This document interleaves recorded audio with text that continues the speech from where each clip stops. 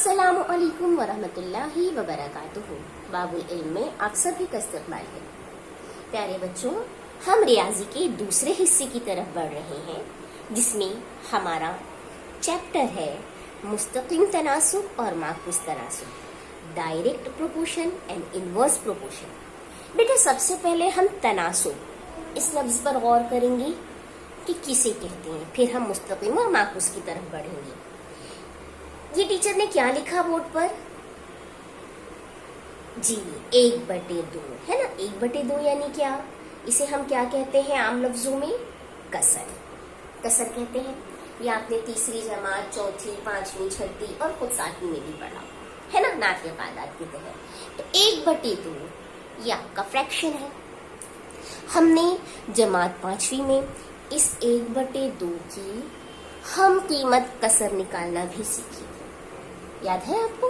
हम कीमत कसरे है ना, कैसे निकाले थे कि भाई 1/2 इसकी हम कीमत कसर है, मैं कहती हूँ 5/10। क्या ये सही है? क्या 1/2 की हम कीमत कसर 5/10 होती है? देखिए, हम 1/2 को जरब कर दें 5/5 से तो होता है ना 5 1 का 5, 5 दूनी 10। ये हमने क्या निकाले? हम कीमत कसर। ठीक है। फिर आपने जमात 6 में 1/2 इसको पढ़ने का एक और तरीका सीखा था। ये तरीका ऐसे लिखा गया था। क्या लिखा हुआ है ये? याद कीजिए। हाँ, 1/2 यानी हम कसर को किस में जाहिर कर सकते हैं? निस्बत में जाहिर कर सकते हैं ना। 1/2, 1/2, चाहे आप 1/2 कहिए, चाहे आप 1/2 कहिए, दोनों का मतलब एक है। ये निस्बत, ये हमने कहाँ सीखा? जमात 6 में सीखा। अब आगे देखिए, एक मिसाल को समझिए। एक स्टूडेंट है, एक तालिब इल्म है, वो एक किताब को 2 दिन में खत्म कर लेता है। एक स्टूडेंट एक किताब को 2 दिनों में खत्म करता है। ये एक किताब है और ये 2 दिन है ना। तो आप मुझे बताइए क्या निस्बत बनी? 1/2 है ना, यानी 1/2। ठीक है। तो आप मुझे बताइए, यही स्टूडेंट इसी रफ्तार से अगर किताब पढ़े तो 10 दिनों में, कितने दिनों में? 10 दिनों में कितनी किताब पढ़ेगा?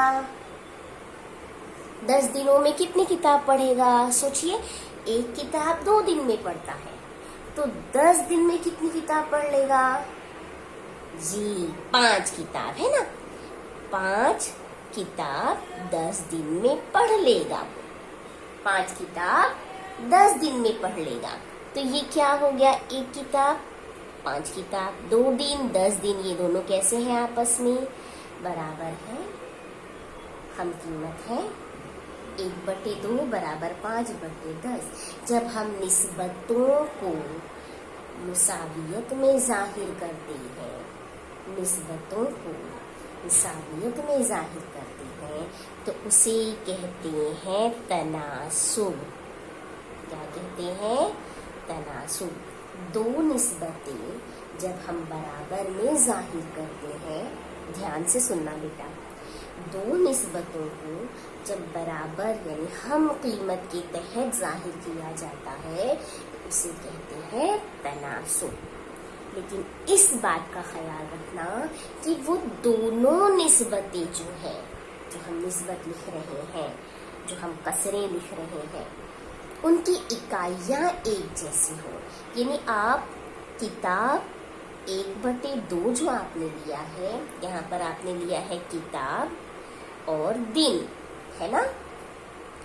तो यहाँ पर आपका देखो 5 किताब है ना। आपने मुझे कहा 10 दिन में टीचर 5 किताब पढ़ लेगा। 10 दिन में 5 किताबें पढ़ लेगा, है ना। 10 दिन, दिन की जगह टीचर ने दिन लिखा है, किताब की जगह किताब की तादाद लिखी है। ठीक है। तो जब हम बराबर इकाई के तहत जाहिर करती है, तो वो चीज कहलाती है तनासुब। आप इसे ऐसे नहीं कह सकते कि 1/2 बराबर 10/5, तो ये रॉन्ग हो गया, क्योंकि अब तो आपने दिन ऊपर कर दिए, किताबों को नीचे ले लिया, है ना, ये किया ना, तो ये आपका तनासुब नहीं है, ये तनासुब नहीं है। तनासुब में हम क्या देखते हैं, दो एक जैसी निस्बतें जो मुसावी हो, जिनमें मुसावियत जाहिर की जाए, उसे कहते हैं तनासुब। अंडरस्टूड? क्लियर हुआ तनासुब? अब इस तनासुब की 2 किस्में हैं। तनासुब की 2 किस्में हैं। कौन सी है वो 2 किस्में? तनासुब की 2 किस्में हैं, आपके नाम में ही जाहिर है। देखिए, नाम ही दिया हुआ है, मुस्तकीम तनासुब और माकूस तनासुब। तो तनासुब की 2 किस्में हैं, एक मुस्तकीम है और एक माकूस है। आइए हम आज जो पढ़ेंगे, किसके मुतालिक पढ़ेंगे? मुस्तकीम तनासुब, यानी डायरेक्ट प्रोपोर्शन। ठीक है, अब देखिए किसे कहते हैं मुस्तकीम तनासुब। आइए मिसाल के जरिए समझें। देखिए बेटे, आपके पास दायरे बने हुए हैं।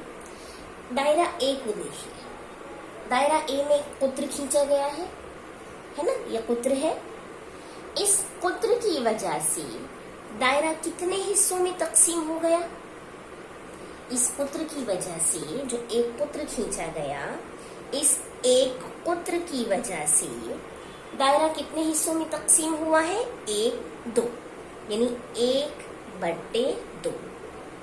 ठीक है, 1/2 बन गया। अब शक्ल बी देखिए, शक्ल बी में कितने कुत्र हैं? ये एक कुत्र। अब टीचर एक और कुत्र बना देते हैं इसमें।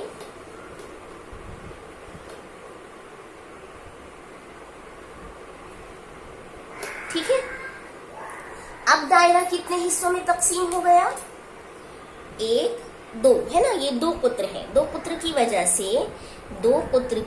से दायरा कितने हिस्सों में तकसीम हुआ?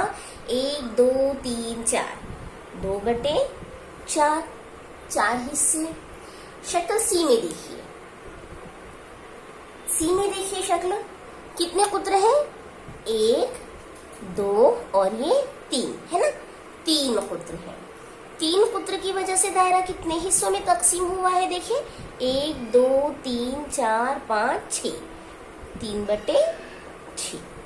ठीक है, अब डी में देखिए, डी में कितने कुत्र हैं? 1, 2, 3 और 4, है ना। 4 कुत्रों की वजह से दायरा कितने हिस्सों में तकसीम हुआ है? 1, 2, 3, 4, 5, 6, 7, 8, 4/8। अब जरा इन निस्बतों पर गौर कीजिए।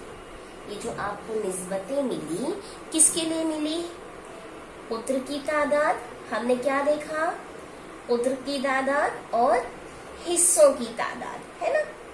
कुत्र की तादाद और हिस्सों की तादाद, इनकी हमने निस्बतें देखी। तो हमने देखा 1/2, 2/4, 3/6, 4/8। ध्यान दीजिए बेटा, देखिए जैसे जैसे आप पुत्रों की तादाद बढ़ाए जा रहे हैं, पुत्र की तादाद में इजाफा हो रहा है, वैसे वैसे जो हिस्से बन रहे हैं वो भी बढ़ रहा है।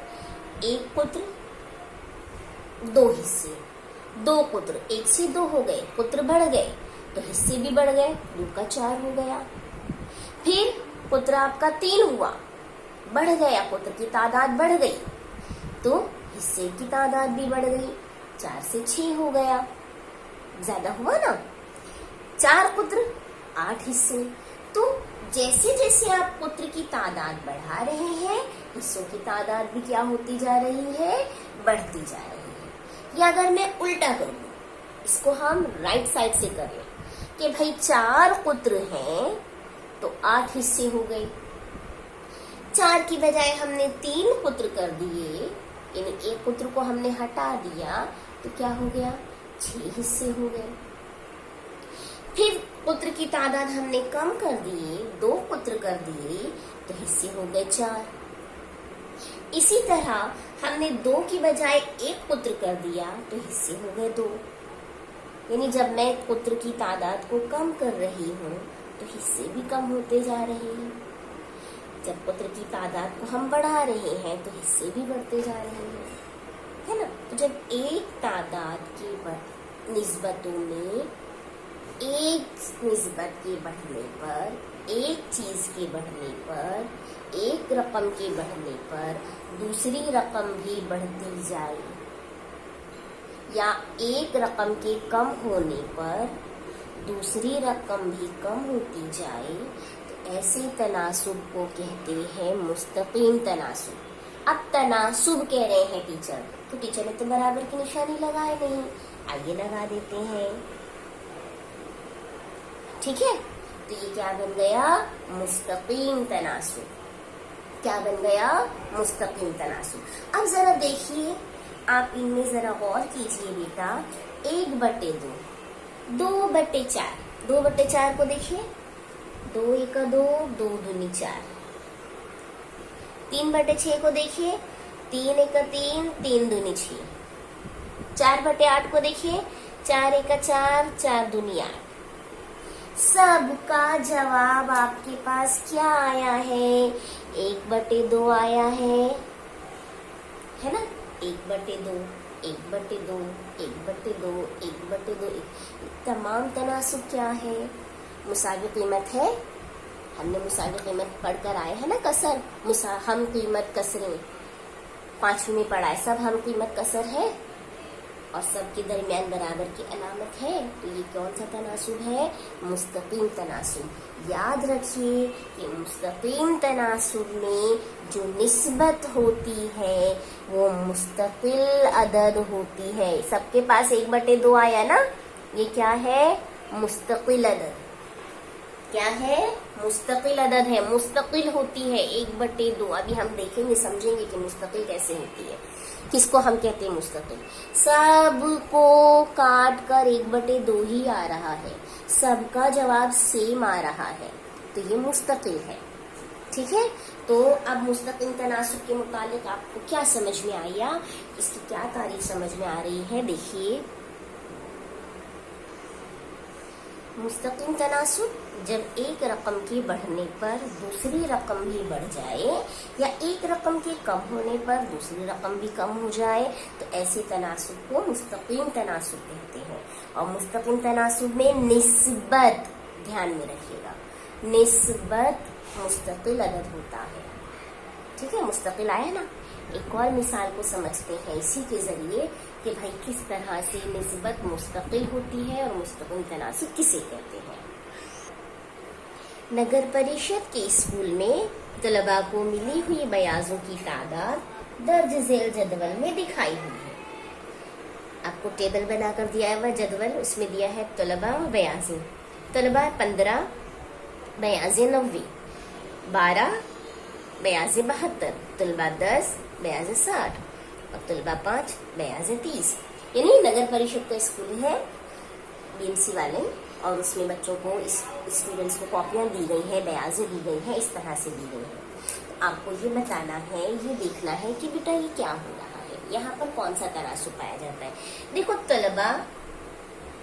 तलबा की तादाद बटे बयाजों की तादाद ना, निस्बत हम मालूम करते हैं, बयाजों की तादाद। 15 तलबा 90 बयाजें, 15/90।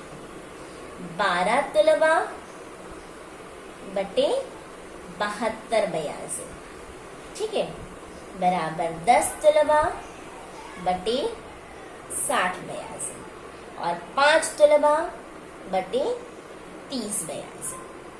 ठीक है, अब देखिए, मुख्तसर कीजिए।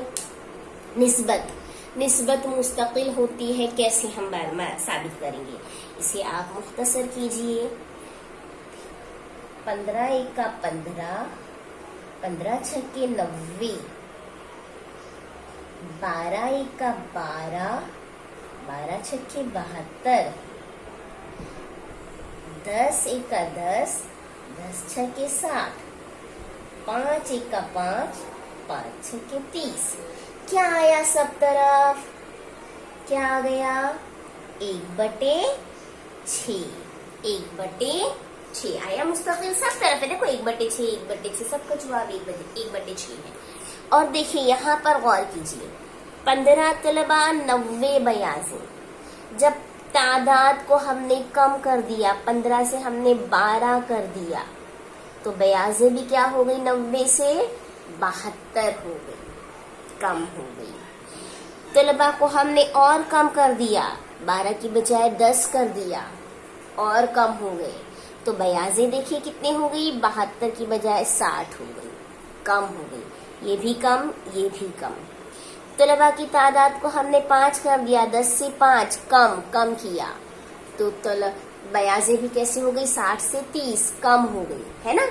यानी जब हम तलबा की तादाद को कम कर रहे हैं तो बयाजी भी क्या हो रही है? कम हो जा रही है।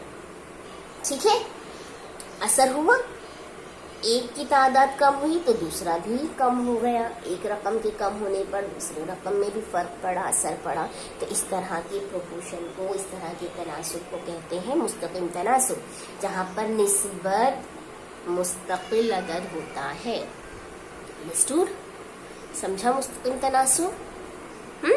अब इसे हम हल कैसे करते हैं, हम किस तरह मालूम कर सकते हैं मुस्तकिल तनासुब को? आइए देखते हैं इसको हल करने का तरीका जरा समझ लेते हैं। मिसाल है 10 कलम की कीमत 60 रुपए हो तो ऐसे 13 कलम की कीमत कितने रुपए होगी? 10 कलम की कीमत 60 रुपए है। 10 कलम, 10 पेन 60 रुपए के। तो आपको बताना है 13 कलम की कीमत कितनी होगी। जरा हम इसको अपने जहन में तरतीब दे लें कि 10 कलम कितनी? 10, उसकी कीमत 60 रुपए है ना। 10 कलम कितनी कीमत? 60 रुपए। ठीक, तो 13 कलम की तादाद बढ़ जाए, कलम की तादाद को बढ़ा दिया गया। 13 कलम की कीमत कितनी होगी? कितनी होगी? कलम की तादाद अगर बढ़ जाएगी तो बेटा कीमत भी क्या होगी? बढ़ेगी क्या घटेगी? सिंपल सी चीजें हम लोग रोजमर्रा की जिंदगी में ही काम करते हैं। मार्केट जाते हैं, बाजार खरीदते हैं। जब हम कोई चीज एक खरीदते हैं तो उसकी कीमत कितनी होती है, और वही चीज हम एक की बजाय 2 ले लें तो कितनी होगी? 1 किलो चावल अगर 25 रुपए का है तो 2 किलो चावल कितने रुपए के हो जाएंगी? 1 किलो चावल 25 रुपए का, तो 2 किलो चावल 50 रुपए का, है ना। जैसे हमने वजन में इजाफा कर दिया, मकदार बढ़ा दी, तो वैसे ही उसकी कीमत भी बढ़ गई। उसी तरह यहाँ पर भी हम कलम की तादाद को बढ़ा देंगे तो क्या होगा? उसकी कीमत भी बढ़ जाएगी, है ना। तो ये कौन सा तनासुब हुआ? कलम बढ़ रहा है तो कीमत भी बढ़ेगी। कौन सा तनासुब हुआ? हाँ, मुस्तकीम तनासुब। कौन सा तनासुब हुआ? मुस्तकीम तनासुब। और मुस्तकीम तनासुब में बेटा हम क्या मालूम करते हैं? निस्बत, है ना। निस्बत मुस्तकिल अदद आती है। हमने वो आपको जोर देकर कहा कि निस्बत, तो इसलिए हम लिखेंगे 10/60 बराबर 13/। अब टीचर ने जो ये क्वेश्चन मार्क बनाया है उसकी जगह हम फर्ज कर लेंगे x। क्या लिख लेंगे? x। ठीक है, समझा आपको टीचर ने क्या किया? टीचर ने कलम की तादाद और कीमत में निस्बत मालूम की। क्यों? क्योंकि भाई जब कलम की तादाद बढ़ेगी तो कीमत भी बढ़ेगी। यानी ये मुस्तकीम तनासुब है, और मुस्तकीम तनासुब में हम निस्बत मालूम करते हैं। ठीक है, समझा। तो यहाँ पर हम लिख देंगे, हमने वजह यहाँ पर लिख लेना है कि ये मिसाल किसकी है? मुस्तकीम तनासुब की है। मुस्तकीम तनासुब की है।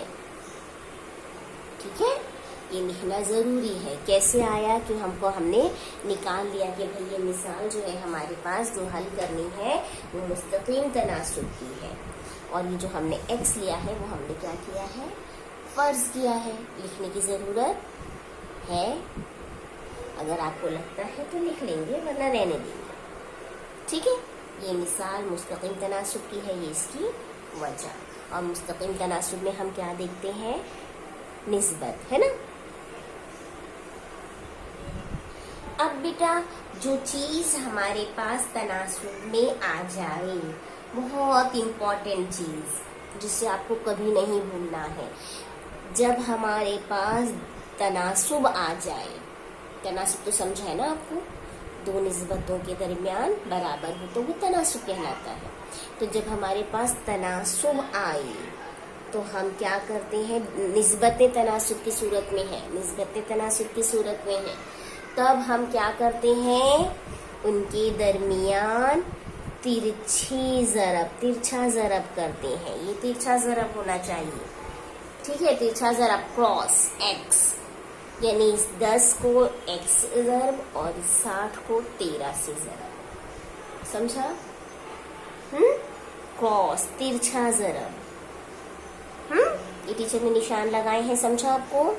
तिरछा ज़रब करेंगे, ये बराबर, उसके ऊपर निशान टीचर ने लगाया है, ये आपकी समझ के लिए लगाया है। ठीक, तो यहाँ पर हमको क्या करना है, तिरछा ज़रब करना है, यानी 10 ज़रब x बराबर 60 ज़रब 13। क्या किया टीचर ने, क्या किए हैं, वजह बता दो, यहाँ पर लिख लो कि भाई हमने ये क्या किया है, तिरछा ज़रब किया है। अब देखिए हम क्या करेंगे, x को उसकी जगह रखेंगे, बराबर 60 ज़रब 13 अपनी जगह पे। हालांकि हम ज़रब कर सकते थे, लेकिन बेटा ये सहूलत की खातिर हमने इसको ऐसे ही रखा, 60 ज़रब 13। अब 10 यहाँ पर कौन सी हालत में है, ज़रब की कंडीशन है। हमने ये चीज़ सीखे हैं, है ना, लास्ट चैप्टर हमारा जो था यक मुतगय्यरी मुसावात, उसमें हमने किया कि भाई यहाँ से किस तरीके से हम वहाँ ले जाते हैं, मुतगय्यर को उसकी जगह छोड़ दिया, ज़रीब को ले गए, तो ये हो जाएगा बटे 10। ठीक है, अब कटता है, मुख्तसर होता है, तो मुख्तसर कर दीजिए। देखिए सिफर और सिफर कट गए, और नीचे बच गया आपके पास 1, और ऊपर है आपके पास शुमार कुनिंदा में 6 ज़रब 13, 13 छंग कितना होता है, 78, यानी x क्या आ गया, 78। वो 78 x किसके लिए है, 13 कलम की कीमत, है ना।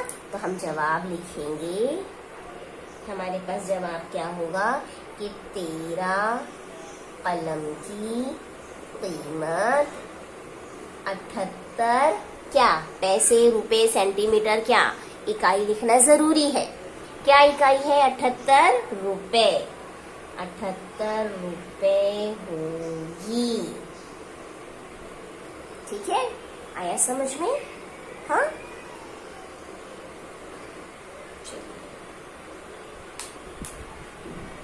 अब मश्क नंबर 37 की तरफ बढ़ते हैं। 37 का हम आपको इस मश्क में कुल 5 क्वेश्चंस दिए हैं।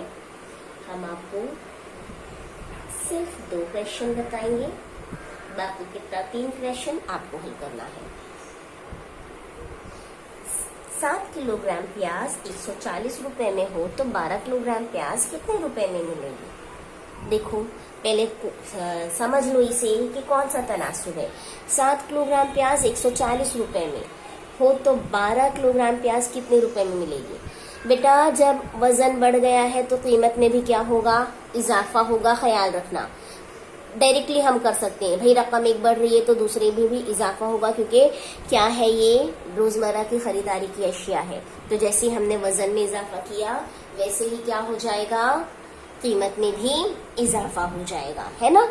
तो हम यहाँ पर ये समझ लिए कि 7 किलोग्राम से 12 किलोग्राम यानी ज्यादा खरीदना है, इजाफा हो गया है, तो कीमत में भी इजाफा होगा। यानी ये मिसाल क्या है, हल, ये मिसाल किसकी है, मुस्तकीम तनासुब की। ये लिखना जरूरी है, तब आप आसानी से कर सकेंगे। ये मिसाल मुस्तकीम तनासुब की है, इसलिए वजन बटे कीमत, है ना। वजन है ना 7 किलोग्राम, तो हमने लिखा है वजन, वजन बटे कीमत। निस्बत मालूम करना है, मुस्तकीम तनासुब निस्बत, तो निस्बत मालूम कर रहे हैं, बराबर 7 किलोग्राम प्याज 7 किलोग्राम वजन बटे 140 रुपए, 140 रुपए उसकी कीमत, इस तरीके से, हाँ, बराबर 12 किलोग्राम प्याज, 12 किलोग्राम प्याज 12 बटे कितने रुपए में मिलेगी, कितने रुपए में मिलेगी, हमने क्या लिखा, x, क्या लिखे, x। अब तनासुब आ गया हमारे पास, दो निस्बतें बराबर के साथ, तो हम क्या करेंगे, तिरछा ज़रब, है ना। तो ये हो जाएगा भाई 7 ज़रब x बराबर 140 ज़रब 12। ये क्या किया टीचर ने, इस तरह से तिरछा ज़रब किए टीचर ने, क्या किए, याद रखो बेटा, ऐसे तिरछा ज़रब हुआ है ये, है ना। x करना है, यहाँ पे हमने वजह लिख दे कि भाई ये कहाँ से आया है, ये तिरछा ज़रब है। अब x अपनी जगह पर बराबर 140 ज़रब 12 बटे 7, क्यों, क्योंकि 7 यहाँ पर ज़रीब है, ज़रब की सूरत में है x के साथ, यहाँ आ गया तकसीम बन गया, इसलिए बटे 7, 7 एक का 7, 7 दूनी 14, सिफर के सिफर, तो x बराबर 20 ज़रब 12, नीचे एक आ गया, x बराबर कितना हो गया, 20 और 12 को ज़रब किए, 12 दूनी 24 और सिफर के सिफर 240 रुपए, है ना। तो जवाब हम लिखेंगे इसका, क्या लिखेंगे जवाब में, कि 12 किलोग्राम प्याज 240 रुपए में मिलेगी, ठीक है, अंडरस्टूड। आइए क्वेश्चन और देखते हैं। दूसरा क्वेश्चन है, 600 रुपए में 15 घास के गट्ठे हों तो 1280 रुपयों में कितने घास के गट्ठे मिलेंगे। फर्स्ट ऑफ ऑल आपको क्या करना है, पहले तय करना है कौन सा तनासुब। 600 रुपए में 12 घास के गट्ठे, 15 घास के गट्ठे हों तो 1280 रुपयों में कितने घास के गट्ठे होंगे। बेटा 600 से क्या कर दिया गया है, 1280, यानी कीमत को बढ़ा दिया गया, कीमत को ज्यादा कर दिया गया। तो आप बताइए गट्ठों की तादाद कम होगी या ज्यादा होगी, बोलिए जी, ज्यादा होगी। जैसे ही कीमत को बढ़ाए गट्ठे की तादाद भी बढ़ जाएगी, ज्यादा हो जाएगी, है ना। तो कौन सी मिसाल हुई, दोनों ज्यादा हो रहे हैं, तो कौन सी मिसाल हुई, मुस्तकीम तनासुब की। तो हमारे हल में हम लिखेंगे ये मिसाल मुस्तकीम तनासुब की है, ठीक है। तो अब क्या करेंगे, रुपये और गट्ठे दिया हुआ है ना, तो हम यहाँ पे लिख देंगे भाई रुपये यानी कीमत, कीमत लिख दें, कीमत बटे गट्ठों की तादाद की जगह टीचर ने लिख दिया गट्ठे, गट्ठे, ठीक है, कीमत बटे गट्ठे, ठीक है, निस्बत निकालनी है, बराबर 600 रुपए, 600 रुपए ये कीमत बटे 15 घास के गट्ठे, 15 बराबर 1280 रुपयों में, यानी 1280 अबू पर बटे कितने घास के गट्ठे, x। ठीक है, अब क्या करेंगे, वही चीज, दो निस्बत आ गई हमारे पास, दो तनासुब आ गया, तो फिर से तिरछा ज़रब है ना, क्या हो जाएगा, 600 ज़रब x बराबर 1280 ज़रब 15। ये क्या किया टीचर ने, तिरछा ज़रब किया। ठीक, अब x अपनी जगह पर, 1280 अपनी जगह, ज़रब 15, 600 यहाँ आ गया तो बटे 600, करेक्ट। अब जो मुख्तसर होता है कर दीजिए, ये सिफर और ये सिफर कट गया, 15 एक का 15, 15 चौक 60। ठीक, अब देखिए 4 एक का 4, 4 तिया 12 और 4 दूनी 8, कितना आया x बराबर 32। तो कितने घास के गट्ठे मिलेंगे 1280 रुपए में, 32 घास के गट्ठे मिलेंगे। जवाब लिखेंगे हम 1280 रुपयों में 32 घास के गट्ठे मिलेंगे। ठीक है, अंडरस्टूड, समझा। और एक बात ख्याल रखिएगा बेटा, ऐसा जरूरी नहीं है कि हमारे पास ज़रब ऐसी ही सूरत में आए, यानी x हमारे पास इस तरफ ही आए, x यहाँ पर भी आ सकता है, ध्यान रखना। ठीक है, तिरछा ज़रब ध्यान से करना, और यहाँ वहाँ करते वक्त ज़रीब को यहाँ वहाँ करते वक्त ख्याल रखिएगा, ज़रीब वहाँ जाएगा तो क्या हो जाता है, तक़सीम हो जाता है। हमने क्या इस्तेमाल किया, देखो अपनी सादिक़ा मालूमात का इस्तेमाल किया, निस्बत हम सीख चुके हैं छठी जमात में, हमने मुसावी कीमत, हम कीमत कसर सीख चुके हैं 5वीं जमात में, और यक मुतग़य्यरी मुसावात यानी मुसावात हल करने का तरीका हमने जमात शशु में भी सीखा था, और जमात हफ्तों में भी हमने अच्छी तरह से किया, अपनी क्लास में हमने पिछले लेक्चर में किए। तो बहुत आसानी से हम अपनी तमाम मालूमात का इस्तेमाल करके मैथ्स को हल कर सकते हैं। ठीक है, तब इस मश्क के 3 क्वेश्चन आपको घर काम में करना है, होमवर्क है आपका। उम्मीद है आपको समझ में आ गया होगा। चलिए, अल्लाह हाफिज।